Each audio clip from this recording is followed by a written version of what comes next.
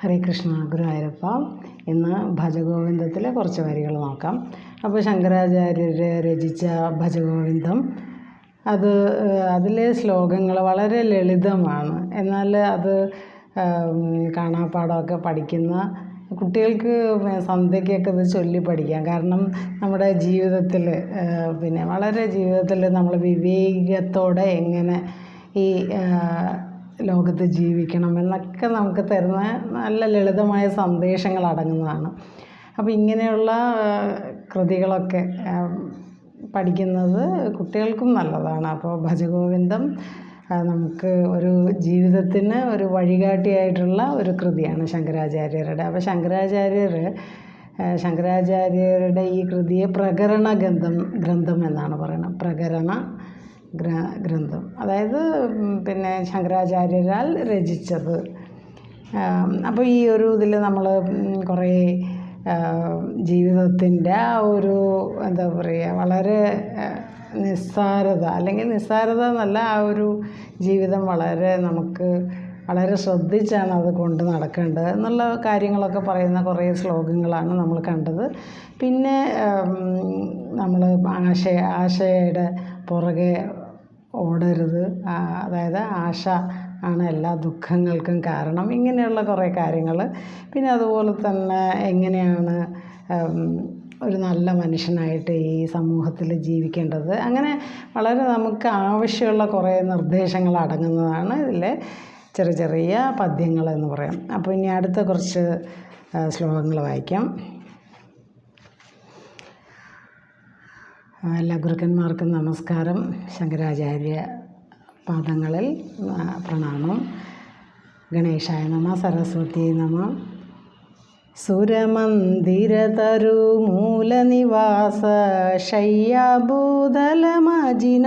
വാസ സർവപരിഗ്രഹ ഭോഗത്യാഗ കസ്യ സുഖം ന കരോതി വിരാഗ ഭജഗോവിന്ദം ഭജഗോവിന്ദം ഗോവിന്ദം ഭജ മൂഢമതേ. അപ്പോൾ ഇതിൽ പറയുന്ന പ്രധാനപ്പെട്ട കാര്യം എന്താണെന്ന് ചോദിച്ചാൽ, സുരമന്ദിര തരു മൂലനിവാസ, അത് സ്പ്ലിറ്റ് ചെയ്ത് പറയാം. സുരമന്ദിര തരു മൂലനിവാസ,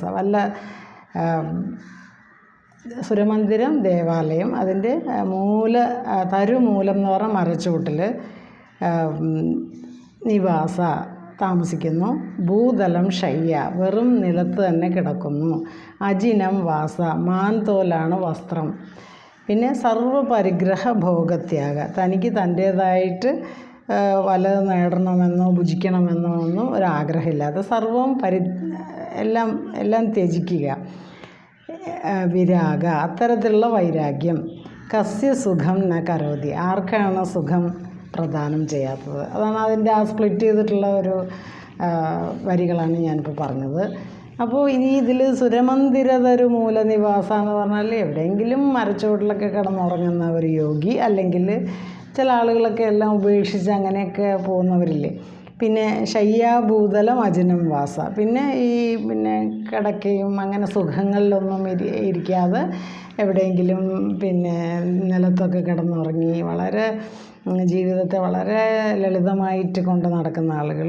സർവപരിഗ്രഹ ഭോഗത്യാഗം, എല്ലാ ഭോഗങ്ങളും ത്യജിച്ചുകൊണ്ട് അങ്ങനെ ഇരിക്കുന്നവർക്ക് വിരാഗ, അങ്ങനെ വിരക്തി വന്ന ആളുകൾക്ക് അത്തരത്തിലുള്ള വൈരാഗ്യത്തിൽ അവർക്ക് എങ്ങനെയാണ് സുഖമില്ലാതിരിക്കുക.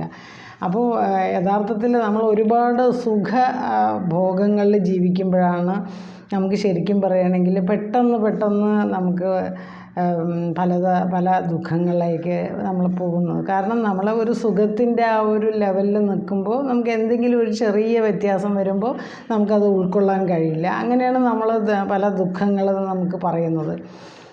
അപ്പോൾ ഇവിടെ പറയുന്നു, ഇത് എഴുതിയത് ശങ്കരാചാര്യരുടെ ഒരു പ്രധാനപ്പെട്ട ശിഷ്യനായ സുരേശ്വര ആചാര്യൻ എന്ന് പറയും. അപ്പോൾ 14 ശിഷ്യന്മാർ ഓരോ ശ്ലോകങ്ങൾ വീതം, ആദ്യം 14 ശ്ലോകങ്ങൾ, ആദ്യത്തെ 12 ശ്ലോകങ്ങൾ പദ്യങ്ങളെന്നും പറയാം, ശങ്കരാചാര്യർ രചിച്ചതാണ്. പിന്നെ അത് കഴിഞ്ഞിട്ട് ബാക്കിയുള്ള 14 ശ്ലോകങ്ങൾ 14 ശിഷ്യന്മാരാണ് ഓരോ ശ്ലോകം വീതം രചിച്ചത് എന്ന് പറയുന്നു. പിന്നെ അവസാനം 3 ശ്ലോകം ഈ ശിഷ്യന്മാർ രചിച്ച ഈ പദ്യങ്ങളൊക്കെ കണ്ട് സന്തോഷം കൊണ്ട് ശങ്കരാചാര്യർ രചിച്ചത് അവസാനത്തെ 3 ശ്ലോകങ്ങൾ. ഇങ്ങനെയാണ് ഇതിൽ പിന്നെ ശ്ലോകങ്ങൾ വരുന്നത്. അപ്പോൾ ഇപ്പോൾ ഞാൻ വായിച്ചത് സുരേശ്വര ആചാര്യൻ എന്ന് പറയുന്ന പ്രധാനപ്പെട്ട ഒരു ശിഷ്യനാണ്. ഈ നശ്വര ലോകത്തിലെ തുച്ഛ സുഖങ്ങളെ കുറിച്ച് പറയുന്നു. അതിൽ ഭ്രമിക്കാത്തവനാണ് യഥാർത്ഥത്തിൽ ധനികൻ എന്ന് പറയുന്നത്. അപ്പോൾ നമ്മൾ ധനികൻ എന്ന് പറഞ്ഞാൽ നമ്മുടെയൊക്കെ ഒരു കാഴ്ചപ്പാട് എന്താണെന്ന് ചോദിച്ചാൽ കോടിക്കണക്കിന് രൂപ ഡെപ്പോസിറ്റ് ഉള്ളവരാണ് ധനികൻ എന്നാണ് നമ്മൾ വിചാരിച്ചിരിക്കുന്നത്. എന്നാൽ ഈ കാണുന്നതെല്ലാം തുച്ഛമായ സുഖങ്ങളാണെന്നും ഇതിലൊന്നും ഭ്രമിക്കാത്തവനാണ് ശരിക്കുള്ള ധനികൻ എന്നാണ് ഈ ഒരു ഭജഗോവിന്ദത്തിൽ പറയുന്നത്. അപ്പോൾ അയാൾക്ക് പാർപ്പിടം വേണമെന്നില്ല. അയാൾക്ക് ക്ഷേത്രത്തിലോ അല്ലെങ്കിൽ ഏതെങ്കിലും പിന്നെ ആശ്രമത്തിലോ ഒരു മരച്ചുവട്ടിൽ കിടന്നുറങ്ങും, നിലത്ത് കിടന്നുറങ്ങും, അങ്ങനെ നഗ്നത മറയ്ക്കാൻ വസ്ത്രം പോലും വേണമെന്നില്ല എന്ന് പറയുന്നു. മാൻതോലോ അങ്ങനെ എന്തെങ്കിലും ഇലകളൊക്കെ ചുറ്റി നടക്കുന്ന ഒരു കാലം പണ്ടുണ്ടായിരുന്നു. അപ്പോൾ അതൊക്കെ അത്രയ്ക്കും ലൗകിക വിഷയങ്ങളിൽ അത്ര താല്പര്യമില്ല എന്നല്ലാതെ നമ്മൾ ഇങ്ങനെ ആവണം എന്നൊന്നുമല്ല പറയുന്നത്. ഇതെല്ലാം എല്ലാവർക്കും അനുഭവിക്കാൻ തന്നെയാണ് നമുക്ക് ഇന്ന് കാണുന്ന എല്ലാ സുഖങ്ങളും അല്ലെങ്കിൽ ഇന്ന് കാണുന്ന എല്ലാ ഭൗതികതയും നമുക്കുള്ളത്. അപ്പോൾ ഇതെല്ലാം അനുഭവിക്കുമ്പോഴും നമ്മൾ മറക്കാതിരിക്കേണ്ടത് ഇതിനെല്ലാം നിലനിർത്തുന്ന ആ ഒരു ചൈതന്യം അല്ലെങ്കിൽ ആ ഭഗവാനെക്കുറിച്ച് നമ്മൾ മറക്കാതിരിക്കണമെന്ന് ഓർമ്മപ്പെടുത്തുന്നതാണ് ഈ ശ്ലോകങ്ങളും ഇങ്ങനത്തെ രചനകളും ഒക്കെ തന്നെ. അപ്പോൾ യഥാർത്ഥത്തിൽ നമ്മുടെ ഉള്ളിൽ തന്നെയാണ് എല്ലാ ആനന്ദത്തിൻ്റെ വറ്റാത്ത ഉറവിടം എന്ന് പറയുന്നത്. നമ്മളൊക്കെ പലരും പുറത്താണ് അന്വേഷിക്കുന്നത്, എന്നാൽ ആനന്ദത്തിൻ്റെ വറ്റാത്ത ഉറവിടം നമ്മുടെ ഉള്ളിൽ തന്നെയുണ്ട്. ആ ഒരു മാനസിക നില അത് ആ ഒരു തത്വം മനസ്സിലാക്കുക. ആ ഒരു സുഖം പ്രദാനം ചെയ്യേണ്ടത് അല്ലെങ്കിൽ അത് കിട്ടേണ്ടത് നമ്മുടെ ഉള്ളിൽ തന്നെയാണ് എന്ന് ഓരോരുത്തർക്കും അറിയണം. നമ്മളാണെങ്കിൽ പലയിടത്തും അതിനെക്കുറിച്ച് അറിയാതെ നമ്മൾ പലയിടത്തുമായിട്ട് അന്വേഷിക്കുകയാണ്. ഈ സുഖത്തിനെ അന്വേഷിച്ചിട്ടുള്ള ഒരു യാത്രയാണല്ലോ മനുഷ്യൻ്റെ. അങ്ങനെയുള്ള ആ ഒരു യാത്രയിൽ പിന്നെ ഇവിടെ ആഗ്രഹങ്ങൾ ഇല്ലാത്ത ഒരു മനുഷ്യൻ പൂർണ്ണമായിട്ടുള്ള ഒരവസ്ഥയിൽ എത്തിച്ചേരുമെന്നും പിന്നെ ബാഹ്യ വിഷയങ്ങളിലെ സുഖം എന്ന് പറയുന്നത് വളരെ നിസ്സാരമാണെന്നും പറയുന്നു. പിന്നെ പറയുന്നു നമ്മൾ ഈ ജീവിത അനുഭവങ്ങളിലൂടെ ഒരു ആരോഗ്യകരമായ ഒരു സമീപനം വളർത്താനാണ് നമ്മൾ പഠിക്കേണ്ടത്. നമ്മുടെ ചുറ്റുപാടും നമ്മളെങ്ങനെ ജീവിക്കണം, ഓരോരുത്തരോടും നമ്മളെങ്ങനെയാണ് നമ്മുടെ സമീപനം വേണ്ടത്, ഇതിലൊക്കെ നമുക്കൊരു ആരോഗ്യകരമായിട്ടുള്ള ഒരു സമീപനമാണ് വേണ്ടത് എന്നാണ് പറയുന്നത്. അതിനാണ് സമ്യക് ദർശനം എന്ന് പറയുക. കാരണം പിന്നെ എവിടെയും ഒട്ടാത്ത ഒരു മനോഭാവം. പത്മപത്രം ഇവ അംബസി എന്ന് ഗീതയിൽ പറയും. അതായത് നമ്മളെങ്ങനെയാണ് താമരയിലെ വെള്ളത്തിൽ നിൽക്കുമ്പോൾ ആ വെള്ളം കൊണ്ട് അതിനെ നനയ്ക്കാൻ പറ്റില്ല, അങ്ങനെ ആയിരിക്കണം നമ്മൾ എന്നാണ് പറയുന്നത്. അപ്പോൾ ഈ മിഥ്യയായിട്ടുള്ള ഈ ലോകത്തിൻ്റെ ഈ വിഷയങ്ങളോടുള്ള ആസക്തി വിടാൻ മനുഷ്യന് പറ്റില്ല. പക്ഷെ അതിന് നമ്മൾ മനസ്സിനെ കുറച്ചായിട്ട് മനസ്സിനെ പരിശീലിപ്പിക്കണം എന്നാണ് ശങ്കരാചാര്യരൊക്കെ പറയുന്നത്. അപ്പോൾ പിന്നെ പറയുന്നു ഈ ജീവിതം ലളിതമാണ് എന്നാൽ രമണീയവുമാണ്. പക്ഷേ ആരാണോ പിന്നെ ഇങ്ങനെ വളരെ ലളിതമായിട്ടുള്ള ഒരു ജീവിതം നയിക്കുന്ന അയാളാണ് ശരിക്കുമുള്ള ഒരു എന്താ പറയുക ഒരു ചക്രവർത്തി എന്ന് പറയുക.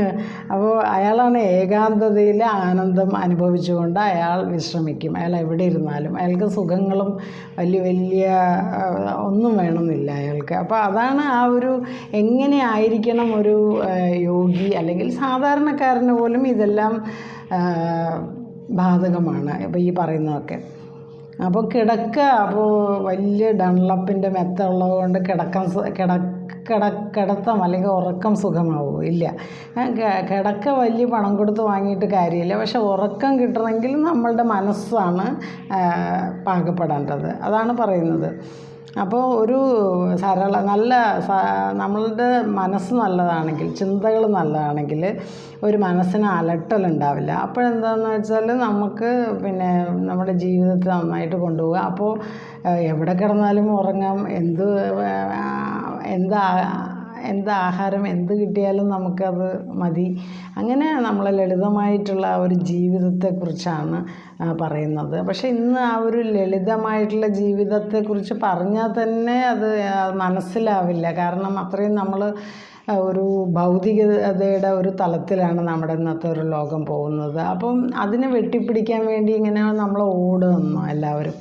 പക്ഷെ നമ്മൾ കുറച്ചൊന്ന് നിന്ന് ചിന്തിക്കേണ്ടതാണ്. കാരണം ഇത്രയും ഇതിൻ്റെ ആവശ്യമുണ്ടോ? വേണം, എല്ലാം വേണം. പക്ഷെ അത് ശരിക്കും ഉപയോഗിക്കാൻ അറിയണം, നല്ല ചിന്തകൾ വളർത്താൻ അറിയണം. ഇതൊക്കെയാണ് വേണ്ടത് എന്ന് സന്യാസത്തിൻ്റെ മഹിമയെ പ്രകീർത്തിച്ചുകൊണ്ട് ആണ് ഇത് പറയുന്നു. നമുക്ക് അഭയം, അതായത് ഭയത്തിന് അവകാശമില്ലാത്ത ഒരു പരമസുഖം, അത് നമ്മൾ വൈരാഗ്യം കൊണ്ടേ ഉണ്ടാവും എന്ന് പറയുന്നു. വൈരാഗ്യം എന്ന് പറയുമ്പോൾ നമ്മുടെ മലയാളത്തിൽ ഉള്ള വൈരാഗ്യമല്ല. അത് എന്ന് പറഞ്ഞാൽ ഒരാളോടുള്ള ദേഷ്യം എന്നുള്ള ഒരർത്ഥമാണ്. വൈരാഗ്യം എന്ന് പറഞ്ഞാൽ വിരക്തി എന്നുള്ള അർത്ഥമാണ് ഇവിടെ.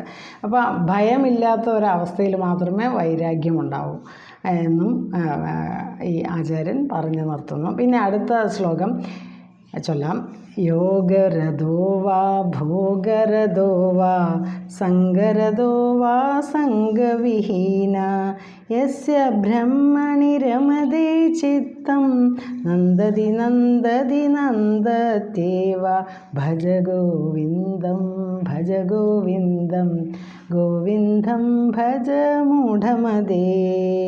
പിന്നെ ഇത് വളരെ പ്രധാനപ്പെട്ട ഒരു ശ്ലോകമാണ്. എന്താണെന്ന് ചോദിച്ചാൽ, ഒരാൾ യോഗരഥനാണ്. യോഗരഥൻ്റെ സ്പ്ലിറ്റ് ചെയ്ത് പറയാം. യോഗരഥാവ എന്ന് പറഞ്ഞാൽ ഒരുവൻ യോഗരഥനോ, ഇതൊരു യോഗിയായിട്ട് അങ്ങനെ അതിൽ രതിയുള്ള ആളാണോ, അല്ലെങ്കിൽ ഭോഗരഥോ വ എന്ന് പറഞ്ഞാൽ ഭോഗ ചിന്തയിൽ മുഴുകിയവനാണെങ്കിലും, സംഘരഥോവ പല സംഘങ്ങളിൽ എല്ലാത്തിലും ആസക്തിയുള്ളവനാണെങ്കിലും, സംഘവിഹീന, ഇനി സംഘത്തിലൊന്നും ഒന്നിലും ആസക്തിയില്ലാത്ത സംഘവിഹീനനോ ആവട്ടെ, യസ്യ ചിത്തം ബ്രഹ്മണി രമതേ, യസ്യ ചിത്തം ആരുടെ മനസ്സാണോ ബ്രഹ്മണി രമതേ, അതായത് ബ്രഹ്മത്തിൽ രമിച്ചുകൊണ്ടിരിക്കുന്നത്, നന്ദതി നന്ദതി നന്ദതി ഏവ, അവൻ തന്നെയാണ് സന്തോഷിക്കുന്നത്, അവൻ മാത്രം സന്തോഷിച്ചുകൊണ്ടേയിരിക്കുന്നു എന്നാണ് പറയുന്നത്. നന്ദതി നന്ദതി നന്ദതി ഏവ, അയാൾ മാത്രം സന്തോഷിക്കുന്നു. കാരണം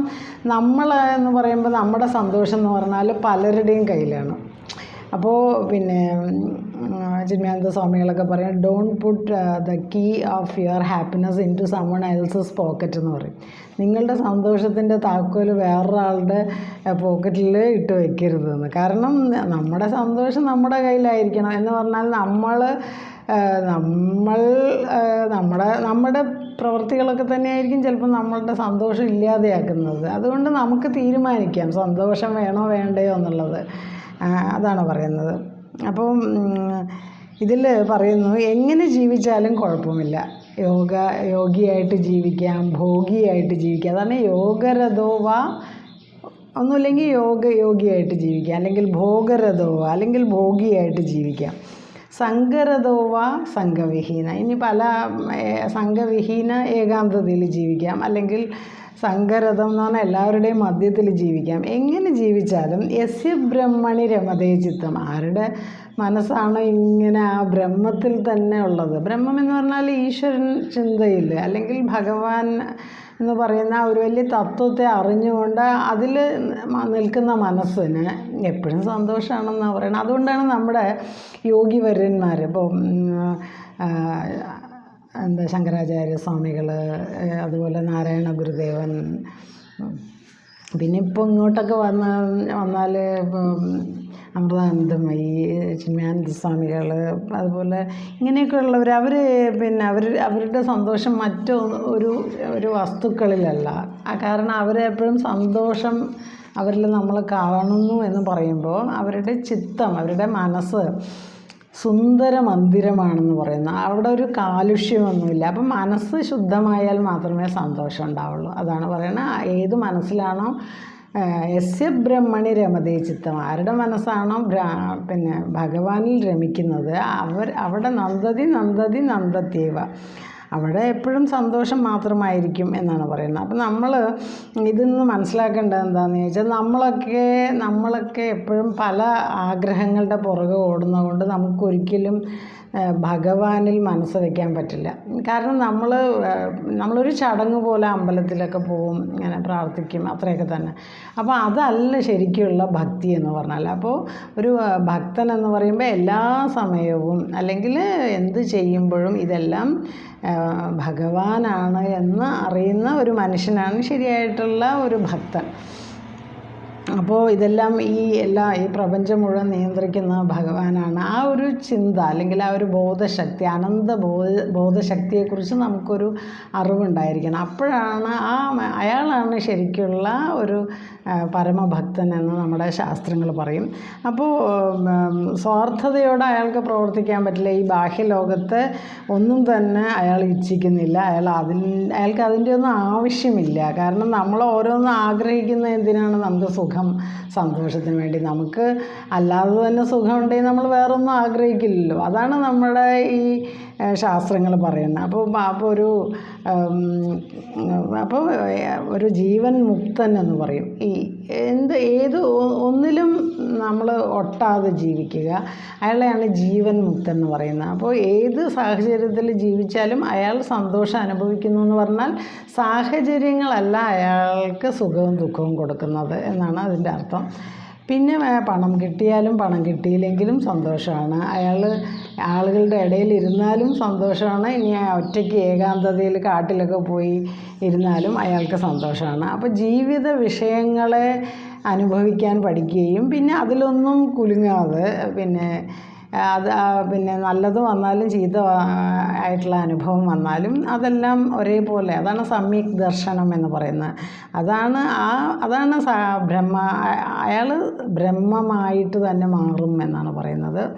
അപ്പോൾ എല്ലാവരിലുമുള്ള ആ ഒരു ഈശ്വര ചൈതന്യത്തെ അയാൾക്ക് കാണാൻ കഴിയും. ആ യോഗി അല്ലെങ്കിൽ ആ ഒരു മനുഷ്യൻ യോഗരഥോവ ഭോഗരഥോവ സംഗരഥോവ സംഗവിഹീന യസ്യ ബ്രഹ്മണി രമതേ ചിത്തം നന്ദതി നന്ദതി നന്ദത്യേവ. അപ്പോൾ അയാൾക്ക് എല്ലാവരിലും ഭഗവാനെ കാണാൻ കഴിയുമ്പോൾ അയാൾ സദാ സന്തോഷം അനുഭവിച്ചുകൊണ്ടിരിക്കുന്നു, അയാൾ സദാ ആനന്ദിക്കുന്നു, അയാളാണ് ശരിക്കുള്ള ആനന്ദം അനുഭവിക്കുന്നത് എന്ന് കൊണ്ടാണ് ഈ ശ്ലോകത്തെ നിത്യാനന്ദൻ എന്ന് പറയുന്ന ശങ്കരാചാര്യരുടെ ഒരു ശിഷ്യനാണ് ഈ ശ്ലോകം രചിച്ചത്.